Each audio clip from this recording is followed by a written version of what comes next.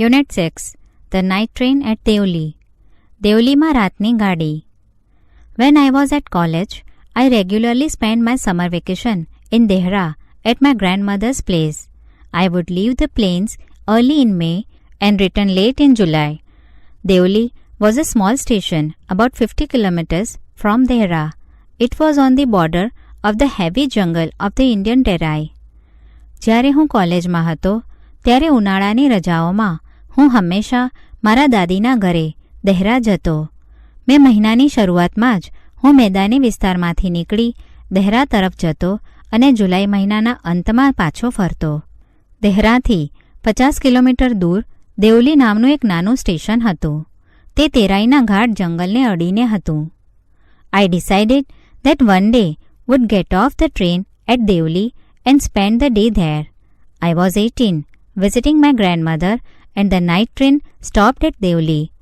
A girl came down the platform selling baskets. મેં નક્કી કર્યું કે એક દિવસ દેવલી ઉતરીને ત્યાં આખો દિવસ પસાર કરીશ. હું 18 વર્ષનો હતો અને મારા દાદીને મળવા જઈ રહ્યો હતો અને રાતની ગાડી દેવલી પાસે ઊભી રહી. પ્લેટફોર્મ પર ટોપલીઓ વેચનાર એક છોકરી આવી. It was a cold morning and the girl had a shawl across her shoulder. Her feet were bare and her clothes were old. She was a young girl walking gracefully towards me. ઠંડી સવાર હતી અને છોકરીના ખભા ફરતી શાલ હતી. તેના પગ ખુલ્લા હતા અને તેના કપડાં જૂના હતા. તે યુવાન હતી અને આકર્ષક ચાલમાં મારા તરફ આવી રહી હતી. When she came to my window, she stopped. She saw that I was looking at her intently, but at first she pretended not to notice. She had a pale skin, shiny black hair and dark eyes, and then those eyes, searching and lively, met mine. તે મારી બારી પાસે આવીને અટકી ગઈ. તેણે જોયું કે હું તેની સામે આતુરતાથી જોઈ રહ્યો હતો, પણ પહેલાં તો તે કશું જ જોતી ન હોય તેવો ડોળ કર્યો. તેની ચામડી નિસ્તેજ હતી અને તેને ચમકતા કાળા વાળ અને કાળી આંખો હતી અને તેની પેલી કંઈક શોધતી જીવંત આંખો સાથે મારી આંખો મળી. She stood by my window for some time and neither of us said anything. But when she moved on, I don't know why, left my seat and rushed to the carriage door. She noticed me at the door and stood waiting on the platform. I walked across to the tea stall. A kettle was boiling on a small fire. The girl followed me behind the stall. થોડીવાર તો તે મારી બારી પાસે ઊભી રહી અને અમારા બંનેમાંથી કોઈ કંઈ બોલ્યું નહીં, પણ જ્યારે તે આગળ ચાલી ત્યારે મને ખબર નહીં કેમ હું મારી બેઠક છોડીને ડબ્બાના દરવાજા તરફ દોડી ગયો. તેણે મને દરવાજા પાસે ઊભેલો જોયો અને તે પ્લેટફોર્મ પર રાહ જોતી ઊભી રહી હતી. છોકરી મારી પાછળ દુકાન પાસે આવી.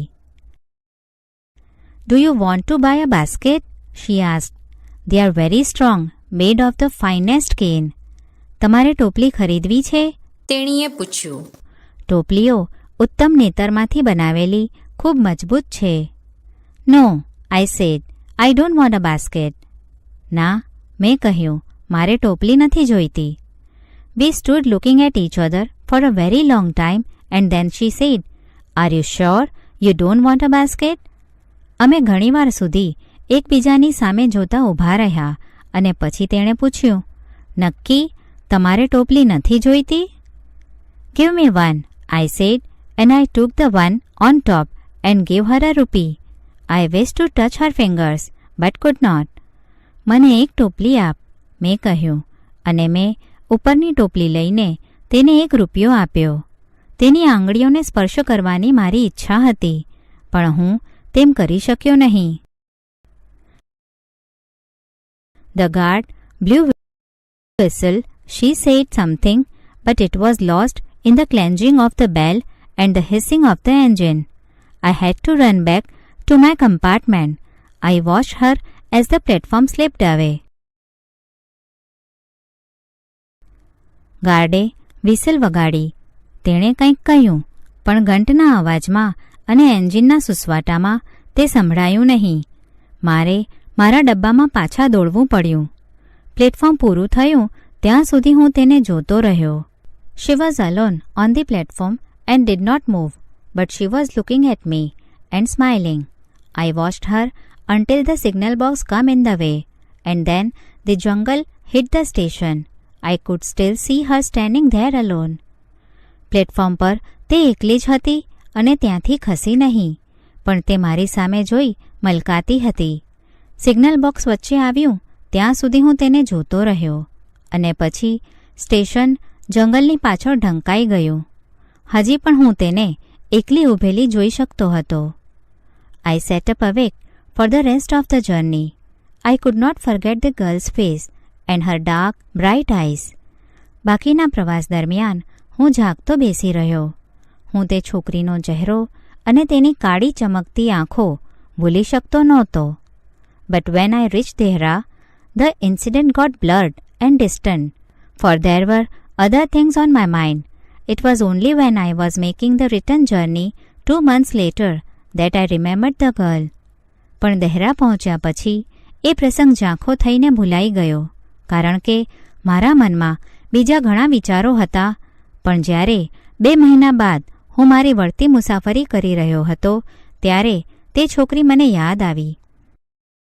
I was looking out for her as the train drew into the station and I felt an unexpected thrill. I saw her walking up the platform. I ran to the door and waved at her. When she saw me, she smiled. She was pleased that I remembered her. I was pleased that she remembered me. ગાડી જ્યારે station પર પહોંચી ત્યારે હું તેને શોધી રહ્યો હતો અને મને એક અનપેક્ષિત રોમાંચનો અનુભવ થયો. મેં તેને પ્લેટફોર્મ પર આવતી જોઈ. હું દરવાજે દોડી ગયો અને તેને હાથથી ઇશારો કર્યો. તે મને જોઈને મલકી. તે મને યાદ હતી તેથી તે ખુશ થઈ. હું તેને યાદ હતો તેથી હું ખુશ થયો. She did not start selling baskets, but came straight to the tea stall. Her dark eyes were suddenly filled with light. We said nothing for some time, but we spoke without words. I felt the impulse to put her on the train there and then and take her away with me. તેણે ટોપલીઓ વેચવાનું શરૂ ન કરતા સીધી ચાની દુકાન પાસે આવી. તેની કાળી આંખો અચાનક ચમકી ઉઠી. થોડીવાર તો અમે કંઈ બોલ્યા નહીં, પણ અમે મૌન દ્વારા વાતો કરી. મને એ જ વખતે તેને ગાડીમાં બેસાડીને મારી સાથે લઈ જવાની લાગણી થઈ આવી. I could not bear the thought of watching her vanish into the darkness of Deoli station. I took the baskets from her hand and put them on the ground. She put out her hand to take a basket. But I caught her hand and held it. Deoli સ્ટેશનના અંધકારમાં તેને અદૃશ્ય થતી જોઈ રહેવાનો વિચાર હું સહન કરી શક્યો નહીં. તેના હાથમાંથી ટોપલીઓ લઈને મેં નીચે મૂકી. એક ટોપલી લેવા તેણે હાથ લંબાવ્યો, પણ મેં તેનો હાથ પકડી રાખ્યો. I have to go to Delhi, I said. મારે દિલ્હી જવાનું છે, મેં કહ્યું. She nodded. I do not have to go anywhere. તેણે માથું ધૂણાવ્યું. મારે ક્યાંય જવાનું નથી. The guard blew his whistle and I hated the guard for doing that. ગાર્ડે તેની વિસલ વગાડી અને આમ કરવા માટે મને તેનો તિરસ્કાર થયો. I will come again, I said. Will you be here? હું ફરીવાર આવીશ, મેં કહ્યું. તું અહીં જ હોઈશ ને? She nodded. I do not have to go anywhere. તેણે માથું હલાવ્યું. મારે ક્યાંય જવાનું નથી. She nodded again. The bell clenched and the train slid forward. I had to pull my hand away from the girl and run for the moving train. તેણે ફરીવાર માથું હલાવ્યું. ઘંટ વાગ્યો અને ગાડી આગળ ચાલી. છોકરીના હાથમાંથી મારે હાથ છોડવો પડ્યો અને ચાલતી ગાડી માટે દોડ મૂકી. This time I did not forget her.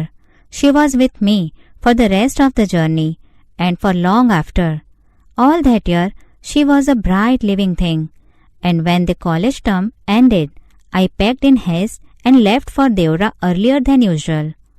આ વખતે હું તેને ભૂલ્યો નહીં. બાકીના પ્રવાસ દરમિયાન અને પછી પણ ઘણા લાંબા સમય સુધી તે મારી સાથે હતી. તે આખા વર્ષ દરમિયાન તે એક તેજસ્વી, જીવંત વસ્તુ હતી. જ્યારે કોલેજનું સત્ર પૂરું થયું, મેં ઝડપથી સામાન તૈયાર કર્યો અને હંમેશ કરતાં વહેલો દહેરા જવા નીકળી ગયો. I was nervous and anxious as the train entered Deoli. I was wondering what I should say to the girl and what I should do. I was determined that I wouldn't stand helplessly before her. Train Deoli પહોંચી ત્યારે હું બેચેન અને આતુર હતો.